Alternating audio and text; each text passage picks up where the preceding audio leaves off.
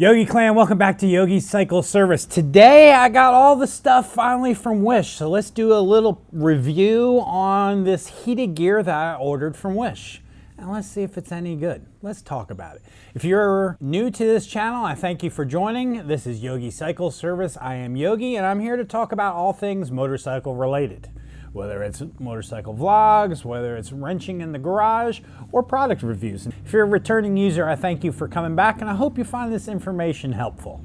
So let's go ahead and dig on in. And if you guys like this review, let's go ahead and give Mash on the thumbs up. And if you haven't subscribed, go ahead and hit that subscribe button and make sure you stay abreast of future content coming down the road. So I thank you for joining us. Let's get into it. I did go this morning and test out the gloves. It is currently snowing here in North Carolina, believe it or not. Last weekend it was 70, this weekend it's snowing. Go figure. Let's get into this. So, how did I come upon all this heated gear from Wish? Well, if I go out and buy the heated gear that requires plugging into your motorcycle, which is what I really want and what I've really wanted for the past 20 years, that's like 500 bucks. I can't afford that. So all this stuff here, I bought for $130. So I got pants, I got a vest, I got battery packs to power the two, and I got gloves. I spent with shipping about $130 from Wish. So let's talk about it. Let's see if it's worth a darn. And let me tell you, it took a month for all these products to arrive. I ordered them December 20th. Most of it arrived around January 20th. And let's talk for a minute about what this cost first. Heated vest, $18.05, plus a couple dollars shipping and handling. The pants, I paid $27, plus shipping and handling, $8. Battery packs, $13.30 each. I got two plus $3 shipping and handling. Gloves, $22 each with $5 shipping and handling. All in, I have around $130. So the vest arrived first. I was all excited. I was all giddy. Quick busted out the package. Now let's check it out. The vest has an on-off switch here. Has a pocket on the inside. You unzip the pocket and out comes this USB style plug, which you then go on and you order one of these, a power box, similar to like what you use to charge your phone. Small little power box, nice, not bad, with a little power cord. So you'll charge this up and then all you have to do, plug this into there like that, turn on the power, tuck this in the pocket, boom, vest is ready to go. I ordered two, one for the vest, one for the pants. If the power goes out, you just, maybe you can get two more of these. That way you have backup in case one of them goes out. Let's check out the vest. Now, I am a 2X guy. This sweatshirt is a 2X, which, by the way, Yogi swag. If you're interested in some Yogi swag, because it is snowing out. This thing is really nice and thick and warm. Down in the comments is a link to Teespring account. That's where we have all the Yogi swag. Anyways, I digress. Now, I know that you're supposed to put on this vest underneath your sweatshirt. It's snowing. I'm not going to take the sweatshirt off now, but it's kind of irregardless of the point. You'll get my point here in a second. I put the vest on and I went, let's try to zip it. Yeah, no. This is a 2X and here's where it comes on me. Vest does not fit. So as soon as I realized this vest is not going to fit, I mean, look, dude. Well, so vest, out the door. That ain't going to work. So the pants, as you can see, are still unopened. Why, may you ask? Because I know if the vest doesn't fit, the pants sure as heck aren't going to fit. So I'm really not going to be able to do a review at this point in time on the vest because I can't even get the damn thing on. I can't even get it on. When you look through the Wish comment or the product description, there is a picture that shows you what size you should order. Well, I looked at the picture and I thought, well, yeah, it looks like 2X will probably fit me. So I'm going to go ahead and order a 2X. No, I should order like a 5X. And honestly, I'm not even sure a 5X would fit. But the vest, it's I don't know, it's just like a typical, like what I would consider a fall vest. The heating pads I believe are exclusively in the back. Below this liner, I can feel the cords in there.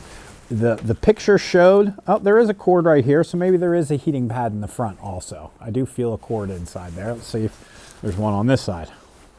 Nope, I don't feel any cords in the front. So I believe that this is only heated in the back. The cord I feel on this side is the one that came out of the pocket. Probably comes straight up in here, comes across, and then links into the pads. So the heating pads are probably in the back of this vest. They are not in the sides, they are not in the front. So if you want to heat your front, this vest won't do it. It'll only heat your back. So long story short, the vest is not going to work. Let's check out the pants. And I know you probably want me to review and tell you about the quality, but I think I'll be able to do that here in a moment, regardless of not wearing this stuff. 2XL. Says it'll fit up to size 40 waist. I doubt it. Looks like there's the button to turn them on and off. Yeah, hell no. Look at that. Let's do a comparison. Does that look like it'll fit? I don't think so. Now I'm sure they stretch. Well, let's see. Where's the cord? Feels like there's a pocket here. Oh, there's a pocket. Aha. And there is the USB cord on the pocket on the side here. No pocket on the other side, just this side. So you'd put the battery pack in there and the cord in there. I may have to try these on when I get inside and see if they'll fit.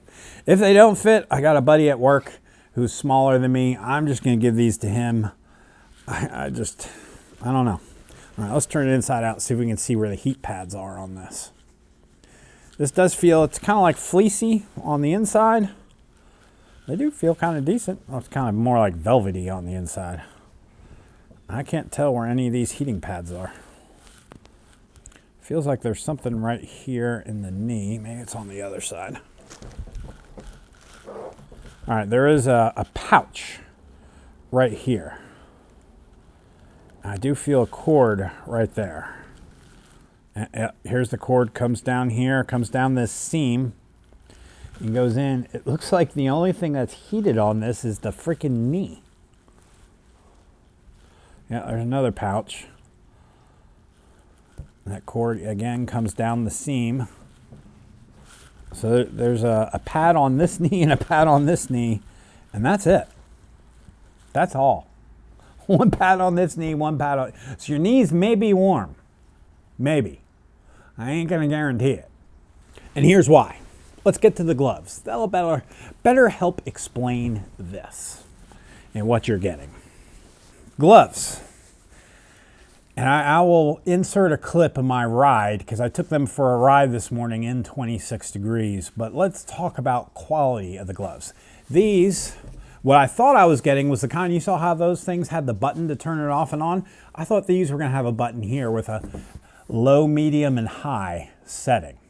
Au contraire. Did not happen. But these gloves, they're about the same kind of quality. Now they do fit good. This is the extra large. The battery pack is right here. I may keep these, but I'm going to give that other stuff to my coworkers. I think it's just garbage. It's just straight up garbage. These gloves, the only way I would, the best comparison I can give you on this is they're like ski gloves, like gloves I used to use for skiing when I was a kid. But they don't even seem that good of quality. They're more like gloves you'd get from Walmart to have a snowball fight with for your 8-year-old child. That's about the quality that I see from those. Get these turned on. Another one.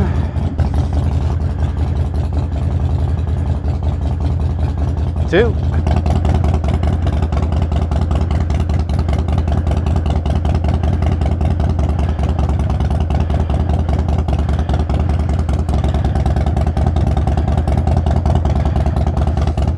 I can't get my hand in it.